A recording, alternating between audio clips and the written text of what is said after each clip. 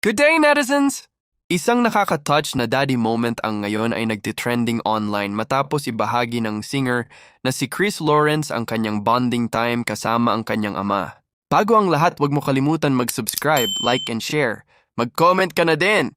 Sa viral video na ibinahagi ni Chris, makikita kung paano niya isinama ang kanyang daddy sa isang shopping trip, isang simpleng bonding na puno ng saya at pagmamahal. Sa video makikita na sinusukatan niya ng sapatos ang kanyang daddy for fitting. Sumunod ang pagpili ng mga tops. Makikitang si Chris pa mismo ang pumipili ng susuotin ng daddy niya. Siyempre sinukat at nagustuhan naman at pumili na din si Chris ng pants. Kitang-kita ang saya at ngiti sa mga mata ng kanyang daddy. At bago matapos ang araw na yon, kailangan siyempre kumain muna sila. Nang makauwi na sila, ipinakita pa ng daddy niya sa video ang mga napamili nila. Nakakatuwa dahil may pag-kiss pa nga ang daddy niya kay Chris bago ito umalis. Ayon mismo kay Chris, "Taking my dad shopping!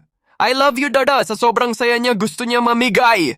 Agad itong umani ng reaksyon mula sa netizens na naantig sa genuine happiness na makikita sa kanyang ama habang namimili.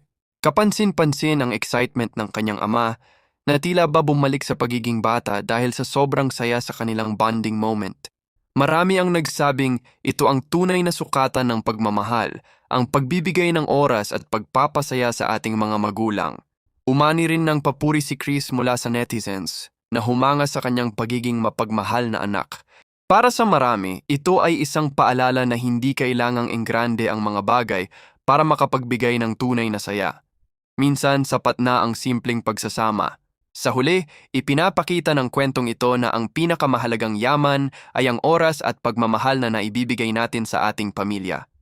That's your feel-good viral story for today. Stay tuned for more inspiring moments online.